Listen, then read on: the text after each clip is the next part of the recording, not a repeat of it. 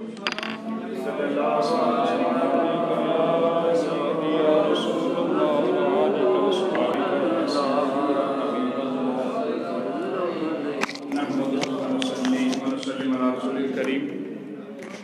بعد اعوذ باللہ من الشیطان الرجیم بسم اللہ الرحمن الرحیم ثم دنا فتدلی صدق اللہ العظیم۔ پیر سید اظہر حسن شاہ صاحب، علامہ مسعود صاحب، دیگر علماء کرام، حفاظ کرام، سامعین، پہلے بھی یہاں پہ کئی نشستوں میں حاضر ہوا، تصوف سیمینار میں بھی مستقل گفتگو ہو رہی ہے،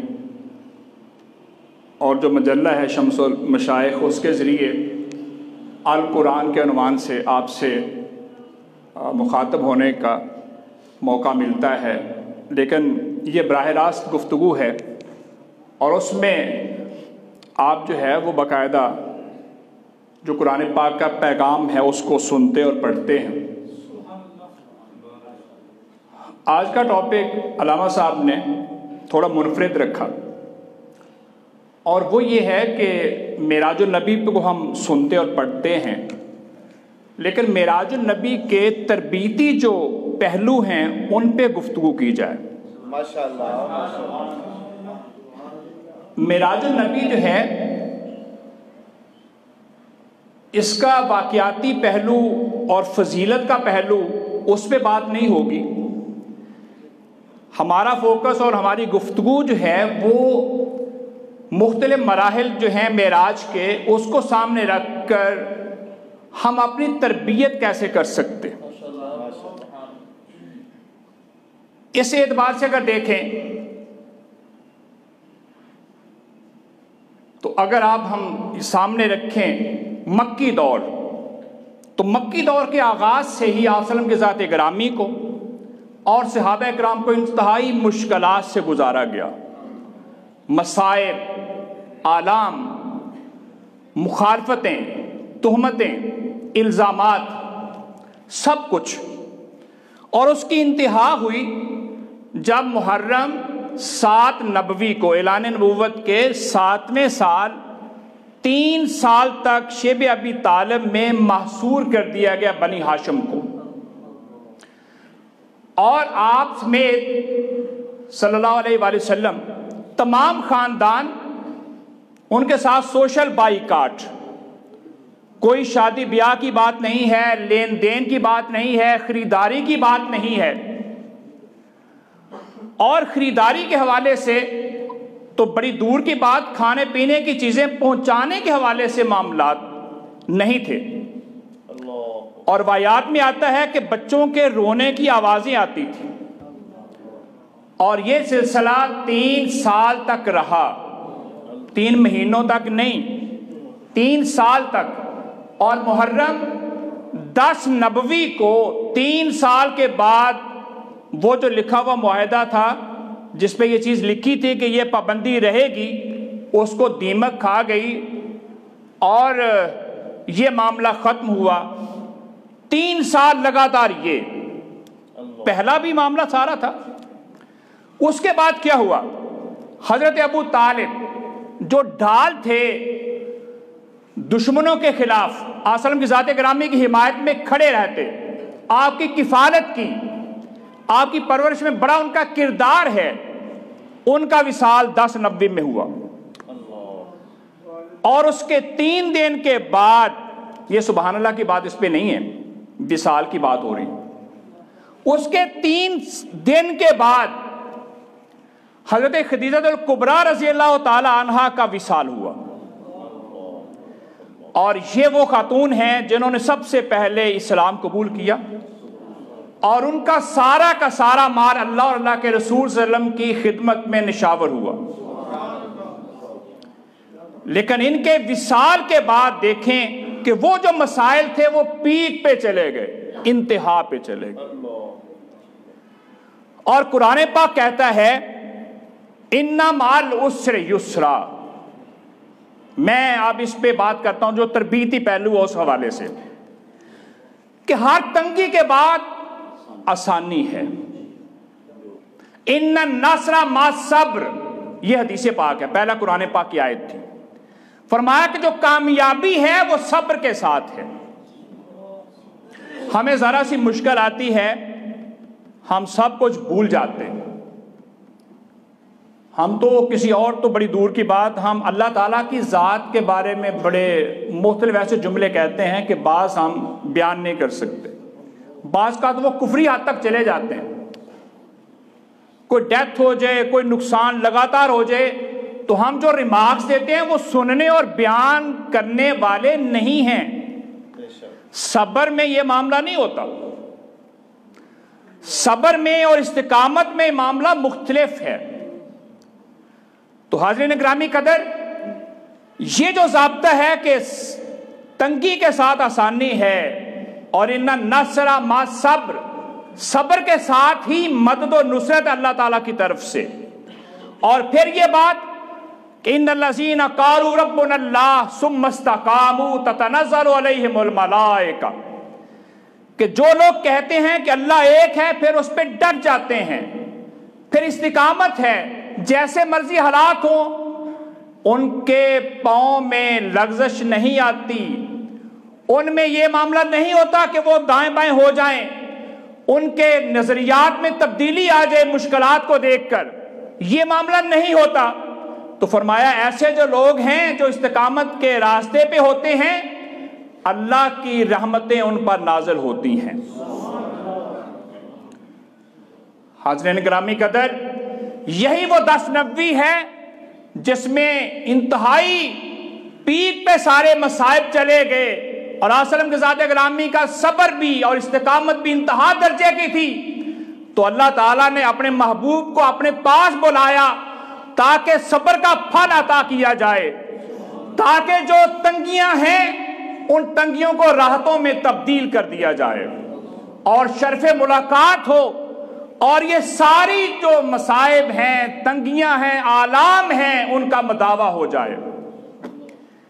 حاضرین گرامی قدر، یہی معاملہ ہماری پوری زندگی کا ہے کہ اگر ہم مصائب میں استقامت اختیار کریں گے، مشکلات میں استقامت اور صبر کا راستہ اختیار کریں گے، شکوہ زبان پہ نہیں لائیں گے، قناعت پسندی ہوگی، کیونکہ قناعت میں تو یہی ہے کہ جو مل جائے اس پہ ہم شکر بجا لائیں، اور نہ شکری والا کوئی لفظ نہ کہیں، تو یقیناً کامیابی ہمارے قدم چومے گی. لیکن اگر ہم نے بے صبری کا راستہ اختیار کر لیا تو سمجھ لیں ہم اس معاملے میں ناکام ہو گئے. اس لیے سنن نبی داؤد کی مکمل حدیث ہے، اور صحیح بخاری کے باب کا ٹائٹل ہے صحیح بخاری کا. فرمایا اشد الناس بلاء الانبیاء ثم الامثل ثم الامثل، لوگوں میں سب سے زیادہ آزمائشیں انبیاء کرام کو دی گئیں، پھر اس سے کم درجے کے لوگ ان کو کم، پھر اس سے کم درجے کے لوگ ان کو اس سے کم مشکلات. تو جنہوں نے صبر کا راستہ اختیار کیا ان کے ساتھ کیا معاملہ ہوا؟ اللہ تعالیٰ نے ان کو بلند مقام عطا کیا. تو حضرت گرامی قدر، پہلی اور بنیادی بات یہ ہے کہ مشکلات اور مصائب میں، تنگی میں، غربت میں ہم جو ہے کہیں بہک نہ جائیں. مشکات کی حدیث پاک ہے جو بڑی معروف آپ سنتے ہیں، قاد الفقر ان یکون کفرا، قریب ہے کہ فقر انسان کو کفر کی طرف نہ لے جائے. تو بعض کا تو ایسا بھی ہوتا ہے کہ انسان فقر اور غربت میں ہے تو اپنا ایمان جو ہے وہ ضائع کر کے کفر کے راستے پہ چل جائے. تو اس موقع پہ ہم نے دیکھنا ہے کہ نہیں، صبر کا راستہ ہے، اور صبر کا انجام جو ہے وہ فتح و نصرت کے ساتھ ہے، آسانی کے ساتھ ہے، راحت کے ساتھ ہے. ایک دوسرا پہلو واقعہ معراج کا وہ ہے کہ ادب و احترام کی پاسداری. دیکھیں جبریل امین کا ذکر ملتا ہے کہ جبریل امین بارگاہ رسالت مآب میں حاضر ہوئے اور ساتھ براق لے کر آئے، تیز رفتار سواری، تیز رفتار سواری۔ اس سے ہمیں یہ سبق ملتا ہے کہ بعض اوقات یہ دیکھیں جبریل امین کیسے کے حکم پہ آئے، بولیں اللہ تعالیٰ کے حکم سے، اور سواری بھی اللہ تعالیٰ کے حکم سے، اور اس کا ذکر صحیح مسلم اور بخاری اور دیگر کتب احادیث میں باقاعدہ موجود ہے، جو میں بات بیان کر رہا ہوں۔ اس کے علاوہ واقعات ہیں، چیزیں ہیں، لیکن وہ چیزیں جو مستند طریقے سے ثابت ہیں ہم پہلے ان کا تذکرہ کریں گے اور انہی کو سامنے رکھ کر جو ہے ہم تربیتی حوالے سے بات کریں گے۔ تو حاضرین گرامی قدر، اللہ تعالیٰ کو ضرورت نہیں ہے کسی کا ادب اور احترام کرنے کی، لیکن یہ بھی تربیت کا پہلو ہمارے سامنے آتا ہے کہ بعض کا بڑا بھی چھوٹے کا ادب اور احترام کر رہا ہوتا ہے، ضروری نہیں کہ چھوٹا ہی بڑے کا احترام کرے۔ اس کی کئی مثالیں ہیں۔ آسلم کے ذات گرامی حضرت فاطمہ الزہرا رضی اللہ تعالیٰ کے لیے کھڑے ہو جاتے، اپنی چادر بچھاتے، کسی کو شک تو نہیں ہے، ان کی رتبہ تو بہت بلند ہے، مگر یہ شک نہیں ہے کہ رتبہ دونوں میں سے کس کا بلند ہے، زہرا آقا دو جہاں کا ہے۔ تو بلند ہوتے ہوئے بھی جو کم حیثیت والا ہے، جو کم درجے والا ہے، جو رتبے میں کم ہے، بعض کا اس کے لیے بھی آداب بجا لائے جاتے ہیں۔ تو یہ ذہن میں نہ جائے کہ اللہ تعالیٰ نے جناب یہ اہتمام کیوں کیا، یہ اللہ تعالیٰ کا کرم ہے، عام گناہ گاروں پہ بھی کرم کر دیتا ہے، وہ تو اس کے محبوب اور کائنات میں سب سے بڑھ کر۔ لیکن جو دوسری بات ہے اس سے اگلی تیسری بات وہ یہ ہے کہ بڑوں کا ادب و احترام، جس کا رتبہ بلند ہے اس کا ادب و احترام، اس کی تو بہت سی مثالیں اس پورے معراج میں ہیں۔ حضرت گرامی قدر دیکھیے، بیت المقدس میں تمام انبیاء جمع ہیں اور آقا دو جہاں ان کی امامت فرما رہے ہیں۔ تو رتبے کے حوالے سے سب سے بلند آقا دو جہاں ہیں، تو سب ان کے مقتدی بن گئے۔ سب ان کے کیا بن گئے؟ مقتدی۔ پہلا رخ تھا کہ بڑا جو ہے وہ کیا کر رہے ہیں، دوسرے کا ادب و احترام جو مرتبے میں کم ہے، لیکن جو دوسری طرف ہے وہ تو ظاہر ہے اس کے تو بہت مثالیں ہیں اور بہت زیادہ معاملہ ہے کہ کم رتبے والا بڑے کا ادب و احترام کرتا ہے۔ تو انبیاء کرام نے ادب اور احترام کرتے ہوئے سب صف در صف کھڑے ہو گئے اور آسلم کے ذات گرامی نے امامت کروائی۔ اور پھر یہ کہ پہلے سے لے کر 7ویں آسمان تک حضرت آدم علیہ السلام پہلے آسمان پہ ہیں اور حضرت ابراہیم علیہ السلام آخری آسمان پہ ہیں۔ مختلف آسمانوں پہ مختلف انبیاء کرام استقبال کر رہے ہیں۔ تو یہ استقبال جو ہے بتاتا ہے کہ تمام انبیاء سرکار دو عالم سید انبیاء کا ادب اور احترام بجا لا رہے ہیں۔ ماشاءاللہ ماشاءاللہ ماشاءاللہ۔ حضرت گرامی کا آپ کی توجہ اس واقعے پہ رہنی چاہیے۔ آپ سمجھیں کہ آپ اس واقعے کو ملاحظہ کر رہے ہیں جو معراج کا واقعہ ہے۔ آپ اگر کوئی آ جا رہا ہو تو آپ کی توجہ ادھر نہیں جانی چاہیے، آپ کی توجہ جو ہے وہ اس ٹاپک پہ ہو جو ہم جو ہے وہ سارے اپنی بہتری کے لیے سمجھنا چاہ رہے ہیں۔ تو دیکھیں پہلے سے لے کر 7ویں آسمان تک، اور یہ جو واقعات ہیں یہ باقاعدہ صحیح مسلم اور بخاری میں موجود ہیں۔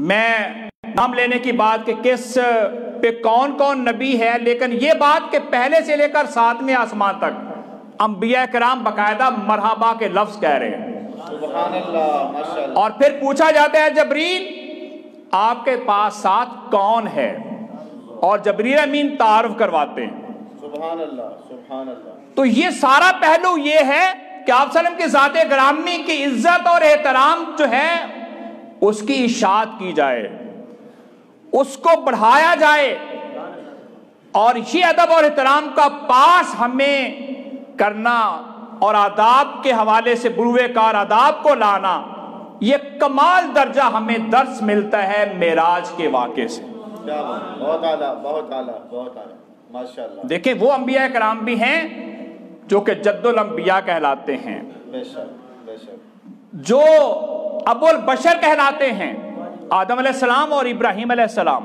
بے شک، لیکن وہ بھی استقبال کر رہے ہیں۔ اللہ، تو ادب اور احترام کا یہ پہلو اگر آپ دیکھیں تو ہمیں نمایاں ہے کہ ہم جو ہے وہ باقی اعمال بھی کریں، اعمال کی بات آگے آ رہی ہے، لیکن اعمال کے ساتھ ساتھ ہمارا جو عقیدہ ہے وہ یہ ہمیں بتاتا ہے کہ ادب اور احترام کا دامن کبھی ہاتھ سے نہ چھوٹنے پائے۔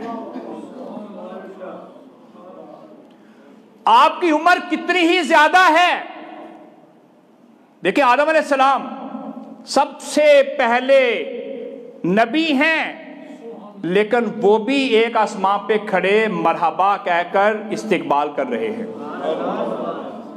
تو بعض اوقات ہوتا ہے نا، ہم کہتے ہیں جی میری عمر بڑی ہے تو میں کیوں فلاں کا جو ہے نا استقبال کروں، ان کو مرحبا کہوں، میں ان کی تعظیم کیوں کروں؟ بات یہ ہے کہ یہاں پہ اکرام اور تعظیم مرتبے کی ہو رہی ہے، عمر کی نہیں ہو رہی۔ عمر ایک وجہ ہے احترام کرنے کی، اس کا ذکر بھی حدیث میں ہے، لیکن وہ ہمارا اس وقت ٹاپک نہیں ہے۔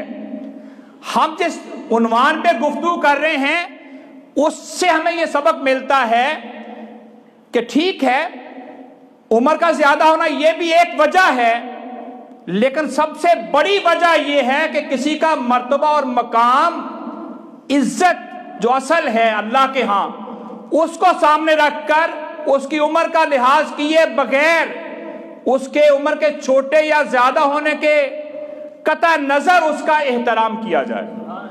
ماشاءاللہ ماشاءاللہ، یہ ہمیں جو ہے وہ معراج کے واقعے سے میرے سامنے یہ بات آتی ہے۔ اور ایک اہم جو بات ہے، اگر ہم دوسرا پہلو لیں تو حاضرین گرامی قدر، عاجزی اور انکساری، عاجزی اور انکساری، اس کا سبق ہمیں معراج کے واقعے سے ملتا ہے۔ ہر ایک نبی ہیں اور بڑا بلند رتبہ ہے، لیکن اس کے باوجود عاجزی اور انکساری کے ساتھ مرحبا کہہ رہے ہیں، ان کا استقبال کر رہے ہیں۔ یہ عاجزی اور انکساری بذات خود رتبہ بلند ہونے کا ذریعہ ہے۔ فرمایا جب کوئی بھی شخص اللہ تعالیٰ کی رضا کے لیے عاجزی اور انکساری کرتا ہے تو اللہ تعالیٰ اس کے درجات کو بڑھا دیتا ہے۔ ما تواضع للہ رفعہ اللہ، او کما قال، جو اللہ تعالیٰ کے لیے تواضع اختیار کرتا ہے، عاجزی اور انکساری اختیار کرتا ہے، اللہ تعالیٰ اس کا رتبہ بلند کر دیتا ہے۔ سبحان اللہ، عام لوگوں کے سامنے تواضع انکساری کر رہا ہے، لوگ سمجھ رہے ہیں کہ یہ کم درجے کا آدمی ہے، حیثیت میں کم ہے، لیکن اس کا یہ عمل بھی اس کے بلندی درجات کا سبب بن جاتا ہے۔ تو انبیاء کرام اگر استقبال کریں تو یہ ان کی عاجزی اور انکساری کی دلیل ہے۔ اور خود آگے جا کے ہم دیکھیں گے کہ آپ صلی اللہ علیہ وسلم کی ذات گرامی نے بھی اللہ تعالیٰ کی بارگاہ میں عاجزی اور انکساری کا اظہار کیا۔ ماشاءاللہ ماشاءاللہ، تو عاجزی اور انکساری جو ہے یہ بڑی بنیادی چیز ہے۔ تکبر اور رعونت ہمارے اندر نہیں آنا چاہیے۔ کوئی آدمی کس درجے پہ بھی چلا جائے، اگر تکبر آ گیا تو سمجھ لیں کہ ہم نے بہت کچھ کھو دیا۔ جب میں نے یہ سمجھنا شروع کر دیا یا آپ میں سے کسی نے سمجھنا کر دیا کہ میں بہت بڑا ہوں اور میری حیثیت بہت بڑی ہے اور میں کسی کو حقیر سمجھنا شروع کر دوں، حدیث پاک میں ہے آدمی کے شر کے لیے یہی کافی ہے کہ وہ اپنے بھائی کو حقیر سمجھے۔ میں نے حدیث کا ترجمہ کر دیا، یہ صحیح مسلم میں ہے اور دیگر حدیث کی کتابوں میں متن کے ساتھ موجود ہے۔ تو فرمایا کہ اپنے مسلمان بھائی کو حقیر جاننا، اس لیے یہ کوئی معمولی چیز نہیں ہے عاجزی اور انکساری، یہ ہر کسی کو نہیں ملتی۔ مت آپ خیال کریں کہ عاجزی انکساری ہر جگہ پہ ہر آدمی کو میسر آتی۔ عاجزی اور انکساری آپ کو خال خال جگہ پہ آئے گی، رتبہ بہت بلند ہے مگر عاجزی اور انکساری کا پیکر نظر آتا ہے۔ تو تکبر اور رعونت جو ہے وہ نہیں ہونی چاہیے۔ یہ سارے واقعے سے ہمیں یہ ملتا ہے۔ ایک اور اہم پہلو اس واقعے کا وہ یہ ہے کہ جو نماز ہے، جو معراج پہ تعلق اللہ اور اس کے رسول صلی اللہ علیہ وسلم کا ہوا، کا ہم کلام ہونے کا اور رویت کا، دیدار الہی کا، اس کا اگر ہم کوئی حصہ حاصل کرنا چاہتے ہیں تو ہم وہ عمل کریں جو اس موقع پہ اللہ تعالیٰ نے نماز فرض کی۔ فرمایا کہ نماز مومن کی معراج ہے۔ اللہ کے رسول کی معراج یہ ہے کہ انہیں سفر کروایا مسجد اقصیٰ سے مسجد حرام بیت المقدس، ثم عرج بی الی السماء، اور پھر مجھے آسمان تک بلند کیا گیا، اور پھر پہلے آسمان لے کر ساتویں آسمان عرش الہی تک یہ مکمل سفر ہوا۔ اس سفر میں اللہ تعالیٰ کے ہم کلام ہوئے آسلم کے ذات کرام میں، نماز کی فرضیت ہوئی نا۔ یہ صحیح مسلم میں بڑی تفصیل کے ساتھ یہ حدیث پاک ہے۔ تو 50 نمازیں اللہ تعالیٰ نے فرض کی۔ دیکھیں وحی کے کئی طریقے ہیں، ان میں ایک یہ ہے کہ اللہ تعالیٰ نے براہ راست وحی کی۔ اس میں سورہ نجم میں ہے فَأَوْحَىٰ إِلَىٰ عَبْدِهِ مَا أَوْحَىٰ، سو اللہ نے اپنے خاص بندے کی طرف جو وحی کرنا چاہی وہ وحی کی۔ اس وحی میں ایک بات یہ ہے کہ نماز کو براہ راست فرض کیا۔ تو جب آگے گئے تو موسیٰ علیہ السلام نظر آئے اور گفتگو ہوئی کہ کیا معاملہ ہوا؟ فرمایا 50 نمازیں اللہ تعالیٰ نے میری امت پہ فرض کی ہیں۔ تو کہا ارجع الی ربک، فرمایا اپنی رب کی طرف واپس پلٹ جائے۔ فرمایا فرجعت الی ربی، میں ان کے کہنے پہ اپنے رب کی طرف واپس پلٹ گیا۔ اور موسیٰ علیہ السلام نے پتہ کیا لفظ کہے؟ یہ صحیح مسلم کے لفظ ہیں۔ کہا کہ آپ اللہ تعالیٰ سے تخفیف طلب کریں کہ نمازیں کم کر دیں۔ تو اللہ تعالیٰ کے رسول صلی اللہ علیہ وسلم فرماتے ہیں فرجعت الی ربی، یہ 9 دفعہ عمل ہوا۔ کتنی بار؟ موسیٰ علیہ السلام کہہ رہے ہیں رجعت الی ربی، موسیٰ علیہ السلام کہہ رہے ہیں ارجع الی ربک، اپنے رب کی طرف واپس پلٹ جائیں۔ اور اللہ کے رسول صلی اللہ علیہ وسلم کیا فرماتے ہیں؟ فرجعت الی ربی، میں اپنے رب کی طرف واپس پلٹ گیا۔ تو یہ جو بات ہے نا کہ پتہ نہیں رویت ہوئی یا نہیں ہوئی، یہاں پہ بار بار موسیٰ علیہ السلام کہہ رہے ہیں کہ اپنے رب کی طرف واپس پلٹ جا، اور آپ صلی اللہ علیہ وسلم کی ذات گرامی فرماتے ہیں کہ میں اپنے رب کی طرف واپس چلا گیا اور جا کر تخفیف طلب کی، اور 5 نمازیں کم ہوتی گئیں۔ جب 5 رہ گئی نا تو پھر موسیٰ علیہ السلام نے کہا کہ اے اللہ کے رسول آپ اور تخفیف کے لیے واپس جائیں۔ تو فرمایا کہ مجھے حیا آتی ہے۔ مجھے کیا آتی ہے؟ کہ میں دوبارہ جاؤں اور اس سے بھی کام کروں۔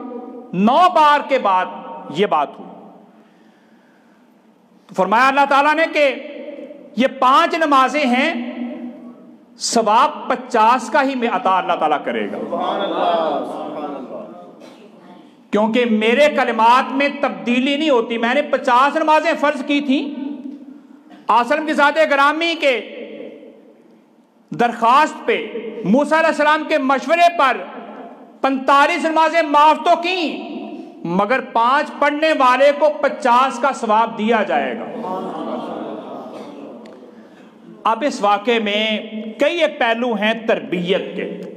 میں اس واقعے کو اس طرح بیان نہیں کرنا چاہ رہا کیونکہ میرا عنوان یہ ہے. اب یہ ہے کہ بار بار ملاقات ہو رہی ہے اللہ تعالیٰ کی ذات سے، تو معراج پہ یہ تعلق ملاقات، گفتگو اور دیدار کی بات. حاضرین گرامی قدر، اگر ہم دیکھیں تو نماز میں کیا ہے؟ حدیث پاک میں ہے کہ جب نمازی نماز پڑھتا ہے نا، ایسے ہے جیسے یناجی ربہ، اپنے رب سے آہستہ آہستہ بات کر رہا ہے. میں حدیث پاک کی بات کر رہا ہوں. ماشاءاللہ، بہت اعلیٰ، ماشاءاللہ. نمازی کیا کرتا ہے؟ اپنے رب سے کیا کرتا ہے؟ گفتگو کرتا ہے. اور صحیح مسلم اور بخاری کی وہ روایت جس میں جبریل امین آتے ہیں اور سوالات کرتے ہیں کہ اسلام کیا ہے، ایمان کیا ہے، احسان کیا ہے، قیامت کیا ہے. جب احسان کا سوال ہوتا ہے تو احسان کی تعریف ہوتی ہے. کیا احسان یہ ہے کہ ان تعبد اللہ کانک تراہ، تو اس طرح اللہ کی عبادت کرے جیسے تو اللہ کا دیدار کر رہا ہے. یہ معراج کا تصور احسان کے درجے میں پڑھی جانی نماز میں اللہ تعالیٰ فرما رہا ہے کہ ہونا چاہیے. فرمایا اگر یہ تصور نہ ہو فَإِنَّهُ يَرَاكَ، تو یہ تصور ضرور ہو کہ اللہ تعالیٰ آپ کو دیکھ رہا ہے. اللہ تعالیٰ آپ کو دیکھ رہا ہے. حاضر گرامی قدر، نماز میں یہ تصور آئے تو سمجھ لیں کہ معراج کا ہم نے حصہ پا لیا. ہم کلام ہونے کا یناجی ربہ، ہم کہتے ہیں سبحان ربی الاعلیٰ، سبحان ربی الاعلیٰ، سبحان ربی العظیم. ہم جو بھی کلمات کہہ رہے ہیں یہ اللہ تعالیٰ سے آہستہ آہستہ گفتگو کر رہے ہیں، مناجات کر رہے ہیں. ماشاءاللہ، ماشاءاللہ. اور اسی واقعے میں بہت سے اور تربیت کے پہلو ہیں. وہ یہ ہے کہ کسی کو مشکل میں ڈالنے کا ذہن نہیں ہونا چاہیے. یہ موسیٰ علیہ السلام کے مشاورت سے ہمیں سبق ملتا ہے. ان کا یہی ذہن ہے کہ نہیں، اس میں سہولت ہوگی، آسانی ہوگی.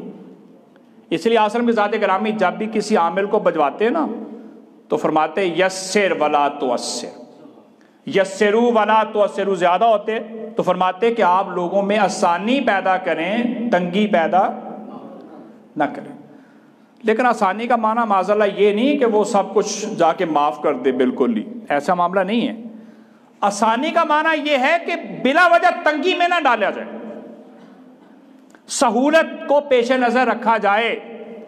یہ صحیح بخاری اور مسلم کے حدیث پاک ہے. فرمایا کہ آپ صلی اللہ علیہ وسلم کے ذات گرامی کو جب بھی دو چیزوں میں سے ایک کو اختیار کرنا، یہ چیز عطا کی جاتی ہے کہ دونوں میں سے ایک لے لیں، تو آپ صلی اللہ علیہ وسلم کے ذات فرماتے ہیں، آپ صلی اللہ علیہ وسلم کے ذات گرامی کا ارشاد ہے کہ میں سب سے جو آسان چیز ہے وہ اختیار کرتا ہوں.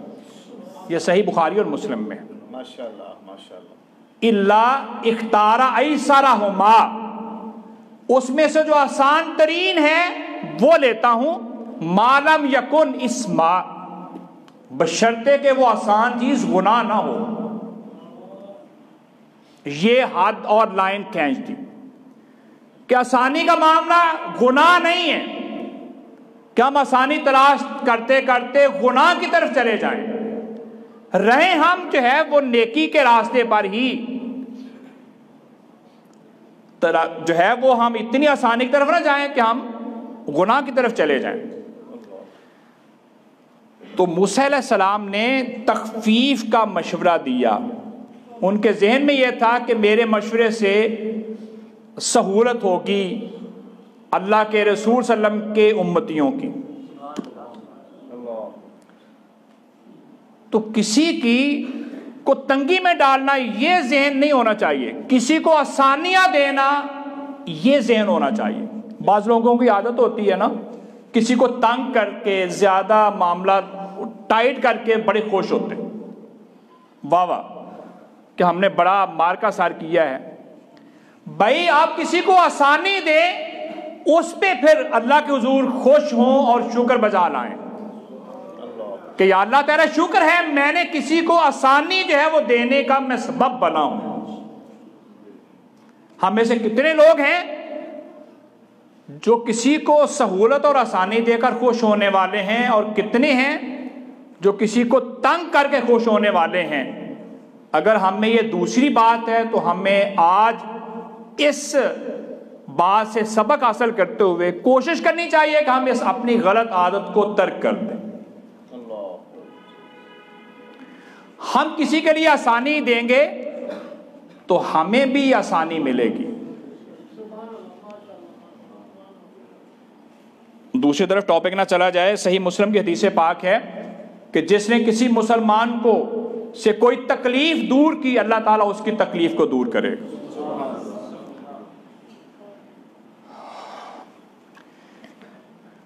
پھر یہ بات کہ آپ صلی اللہ علیہ وسلم کے ذات گرامی جو ہیں یہ لحاظ نہیں کرے، بار بار امت کے حوالے سے اتنی آپ صلی اللہ علیہ وسلم کے ذات گرامی کا محبت اور پیار ہے کہ بار بار اللہ کی بارگاہ میں جا رہے ہیں کہ اے اللہ میری امت پہ یہ نمازوں جو ہے نا اس میں کمی کر دے۔ کیا کر دے؟ کمی کر دے۔ تخفیف اور سہولت پہ آپ صلی اللہ علیہ وسلم کے ذات گرامی بھی جا رہے ہیں۔ لیکن جب 10ویں بار کہا نا تو کہا کہ استحیان کے لفظ ہیں، مختلف لفظ آئے ہیں حدیث پاک میں۔ فرمایا مجھے حیا آتا ہے کہ میں 9 بار تو پہلے جا چکا ہوں، پھر 10ویں بار جاؤں۔ تو اس کا معنی ہے کبھی کبھی سہولت اور تخفیف والی بات ہوتی ہے، کسی سے رعایت لینے کی بات ہوتی ہے، لیکن کوئی ایک سٹیج ایسی آتی ہے جب آدمی سمجھتا ہے نہیں یار اب میں نے اس بندے سے رعایت مزید نہیں لوں گا، اس نے پہلے مجھے رعایت بہت دے دی ہے۔ ہوتا ہے نا، ہم اپنے معاملات میں کرتے ہیں نا کسی سے کہ یار یہ معاملہ مجھے رعایت کر دیں، ایسے معاملے مجھے سہولت دے دیں۔ تو ایک ایسی سٹیج آتی ہے کہ جب آدمی کہتا ہے کہ نہیں یار آپ اچھی بات نہیں ہے، اس سے زیادہ کی بات میں نہیں کرتا۔ یہ بھی ہماری جو ہے اس میں ایک ٹریننگ کی بات ہے اور تربیت کی بات ہے۔ تو جتنا مرضی تعلق مضبوط ہے، بعض کا بندہ بار بار وہ چیز کرنے پہ کہتا ہے کہ نہیں یار تھوڑا سا یہ چیز ہمیں اس طرح نہیں کرنی چاہیے۔ تو حضرین گرامی قدر، یہ جو چیزیں ہیں جس کا ہم نے ذکر کیا، اس کو ہم اگر مزید آگے لے جائیں تو بڑی اہم 2-3 باتیں میں بیان کرتا ہوں تاکہ میرا جو ٹائم ہے اس کے حوالے سے دیکھا جائے تو شاید زیادہ نہ ہو گیا ہو، میرا توجہ رہی اس پہ۔ دیکھیں معراج جو ہے اس پہ جانے سے پہلے بھی پوری کائنات میں سب سے بلند رتبہ کس کا ہے؟ اللہ تعالیٰ کے رسول صلی اللہ علیہ وسلم کا۔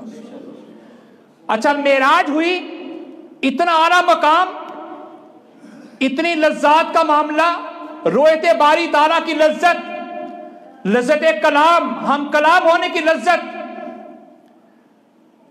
جس کے لیے لوگ ترستے ہیں، اور اس ہستی کے ساتھ ملاقات آمنا سامنا، اور اس موقع پہ بات ہو رہی ہے نماز اور عبادت کی۔ ماشاءاللہ کیا ہو رہی ہے؟ نماز اور عبادت کی بات ہو رہی ہے۔ اس کا معنی یہ ہے کہ ہمارا رتبہ بلند ہو جائے تو کوئی ایسا مقام آ ہی نہیں سکتا کہ ہم کہیں کہ آپ نمازیں معاف ہو گئی ہم پہ۔ اگر کسی پیر خانے میں آپ کو یہ چیز مل جائے تو سمجھ لیں کہ یہ اس تربیت کی نفی ہے جو ہمیں معراج سے مل رہی ہے۔ جو آپ یہ کہہ کہ نہیں بھائی ہمارے پاس آ گئے ہو نمازیں معاف، آپ کہیں زبردست یار ہے، بڑی سہولت والی گل ہے۔ دیکھیں اگر یہ سہولت دینی ہوتی تو اللہ تعالیٰ اپنے محبوب سے کہتا کہ آپ اتنے بلند مقام پہ آ گئے ہیں کہ اس سے بلند مقام کسی کو مل ہی نہیں سکتا، لہٰذا نمازیں آپ پر معاف۔ لیکن یہاں نمازیں معاف کی بات نہیں ہو رہی، نمازیں دینے کی بات ہو رہی ہے۔ کیا ہو رہی ہے؟ نمازیں دینے کی بات ہو رہی ہے۔ تو حضرین گرامی قدر، جتنا مرضی بلند مقام مل جائے ہم جو ہے اپنے آپ کو عبادات سے مبرہ نہیں کر سکتے کہ جی میری نماز اب یہاں نہیں، میں تو کسی اور جگہ پڑھتا ہوں۔ بھائی اگر اور جگہ پڑھنے کا تصور ہوتا تو عرش الہی پر بارگاہ الہی میں نمازیں ادا ہو گئی تو آسلم کے ساتھ گرامی تو بعد میں پوری زندگی نماز پڑھنے کی پھر ضرورت نہیں ہونی چاہیے تھی۔ تو ہمیں یہ سبق ملتا ہے کہ مرتبہ اور مقام جتنا مرضی بلند ہو جائے، یہ نماز فرائض یہ ہم سے جدا نہیں ہوتے۔ بے شک بے شک۔ کسی نبی اور کسی صحابی اہل بیت اطہار کسی نے یہ معاملہ نہیں کیا کہ ہم بڑے مرتبے پہ چلے گئے لہٰذا یہ چیز ہم پہ ساقط ہو گئی، یہ معاملہ نہیں ہے۔ اور آپ وسلم کے ذات گرامی کے بارے میں تو یہ ملتا ہے کہ سورہ مزمل پڑھیں نا، فرمایا اے حبیب قم اللیل الا قلیلا، آپ زیادہ دیر کھڑے نہ ہوا کریں رات کو، بلکہ کیا کریں تھوڑی دیر کھڑا ہو۔ آسلم کے ذات گرامی زیادہ دیر کھڑے ہو کر عبادت کرتے، اور وہ بڑی معروف روایت ہے جو کہ صحیح ستہ میں صحیح بخاری اور مسلم میں باقاعدہ موجود ہے۔ حضرت عائشہ صدیقہ رضی اللہ تعالیٰ فرماتی ہیں کہ آسلم کے ذات گرامی کے پاؤں مبارک متورم ہو جاتے، سوج جاتے، تو فرماتی ہیں کہ اللہ تعالیٰ نے آپ کے گناہوں کو بخش دیا ہے، پھر بھی آپ اللہ کی عبادت اتنی کرتے ہیں۔ فرمایا افلا اکون عبدا شکورا، سبحان اللہ۔ یہ نفی نہیں کی کہ میرے گناہ نہیں بخشے، فرمایا کیا میں اللہ کا شکر گزار بندہ نہ بن جاؤں؟ تو حاضرین گرامی قدر، آپ وسلم کے ذات گرامی کا تو معاملہ یہ ہے کہ عبادت میں زیادتی ہے، عبادت زیادہ کرتے ہیں، یہ نہیں کہ ساکت ہو گئی عبادت۔ اور بس آخری ایک بات، کیونکہ بہت سی ڈیٹیل ہے اور بہت سی بات ہو سکتی ہے، اور وہ یہ ہے کہ علم کے 3 درجے ہیں۔ کتنے درجے ہیں؟ 3۔ اور جو آخری درجہ ہے نا وہ ہے حق الیقین کا درجہ، مشاہدہ، اور مشاہدہ کا علم سب سے بڑھ کر ہے۔ کیا ہے؟ سب سے بڑھ کر۔ ہم علم حاصل کریں بہت اچھی بات ہے، لیکن ایک ہے مشاہدے والا علم، وہ مختلف ہے۔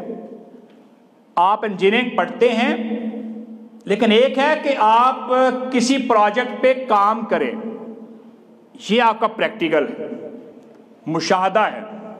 ہم پڑھتے رہے لیکن ڈیزائن بنانے کی باری آئے تو کہتے ہیں نہیں یار میں تو ویسے پڑھ رہا تھا، اب میں یہ کر نہیں سکتا، تو ہم کہیں گے نہیں یار آپ کے علم میں کمی آ گئی۔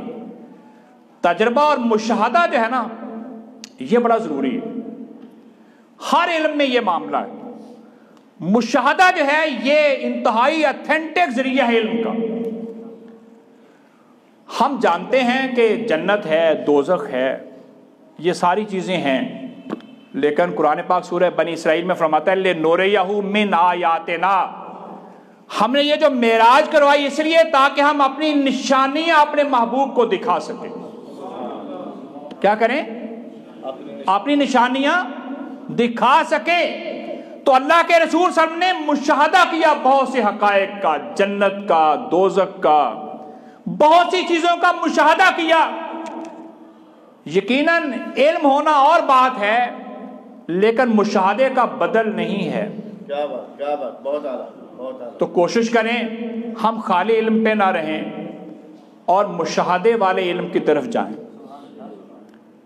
اور کوشش کریں کہ جو علم ہے وہ سالڈ ہو، اور مشاہدہ کریں اور دیکھیں کہ جو چیز میں نے دیکھی، پڑھی، سنی وہ واقعتاً حقیقت میں وہی چیز ہے۔ جب ہم یہ چیز کر لیں گے نا تو پھر ہمیں کوئی آدمی شک میں مبتلا نہیں کر سکے گا، شک میں مبتلا، کیونکہ مشاہدے سے یقین کامل ہو جاتا۔